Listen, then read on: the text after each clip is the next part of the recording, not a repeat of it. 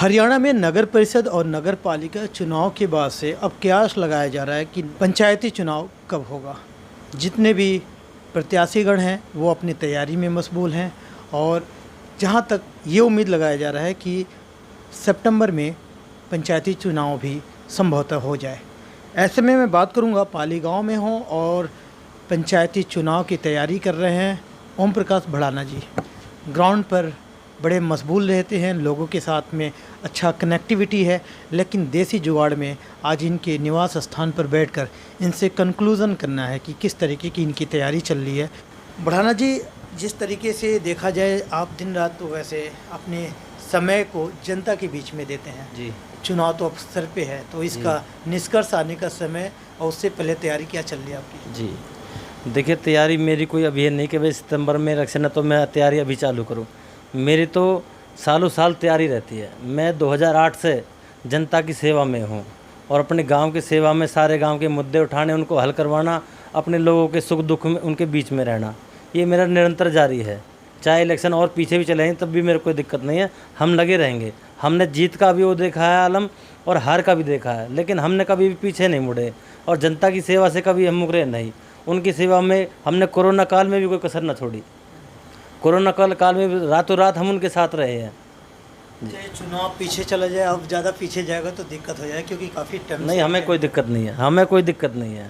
दिक्कत उनको है जो बरसाती है, हाँ, जो उस समय पे आते हैं उनको दिक्कत होगी, हमें कोई दिक्कत नहीं है।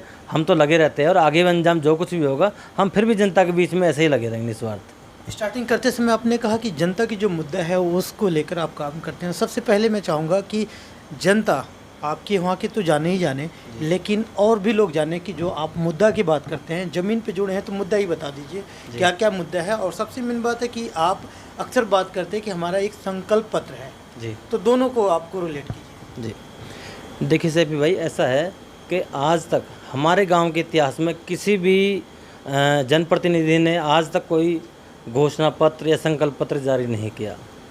आज तक के इतिहास में पंचायत में पहली बार हमने संकल्प पत्र गांव के सामने अपना रखा है। मैं चाहूँगा कि आपको थोड़ा सा पढ़ करके इसके बारे में मैं जनता को बताऊं। ये हमारा संकल्प पत्र है।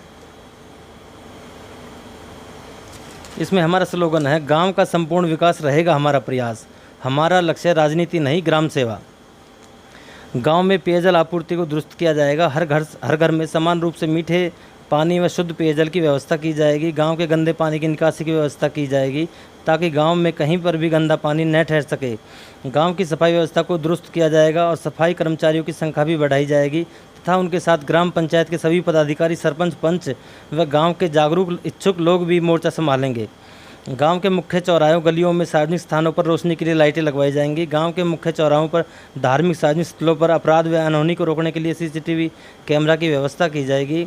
गांव की शिक्षा के स्तर को उठाने के लिए समय समय पर स्कूलों का निरीक्षण किया जाएगा।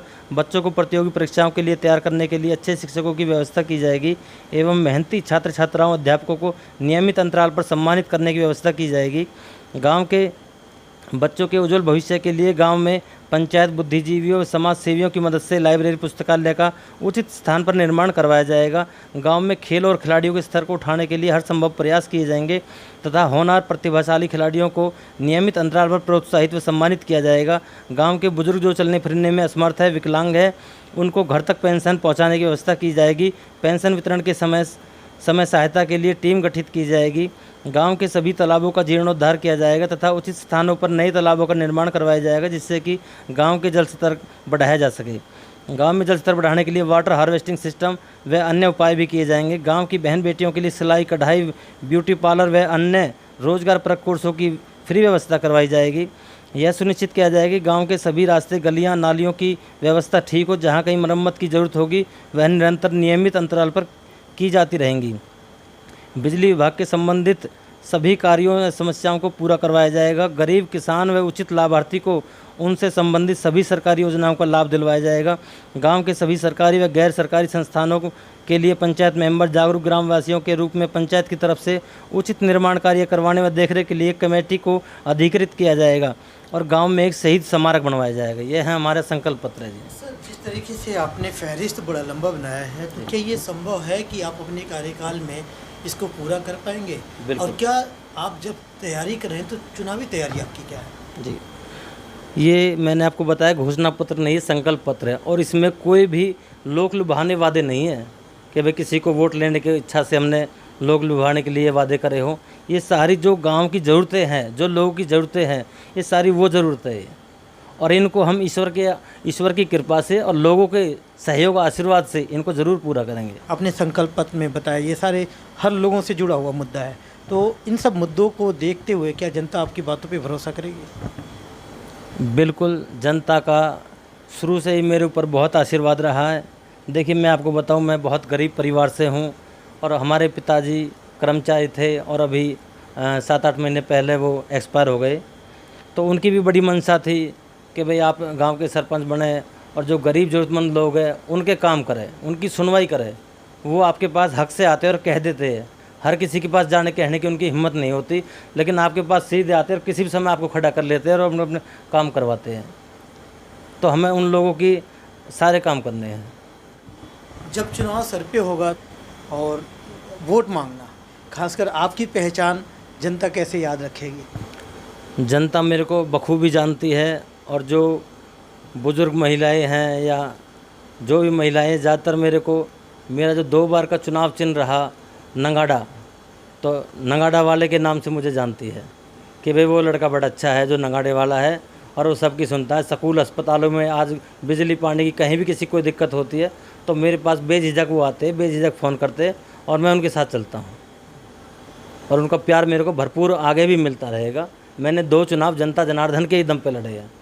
हाल फिलहाल में कोई ऐसी काम जो अपने वार्ड में, अपने एरिया में किया हो, जो कुछ वाकई में लोगों के लिए, ज़रूरतमंदों के लिए बड़े काम आया हो, तो बता दें। देखिए, एक काम नहीं, हमारे तो जितने भी काम हो, कोरोना काल के दौरान समाज से भी ढूंढने को नहीं मिले थे।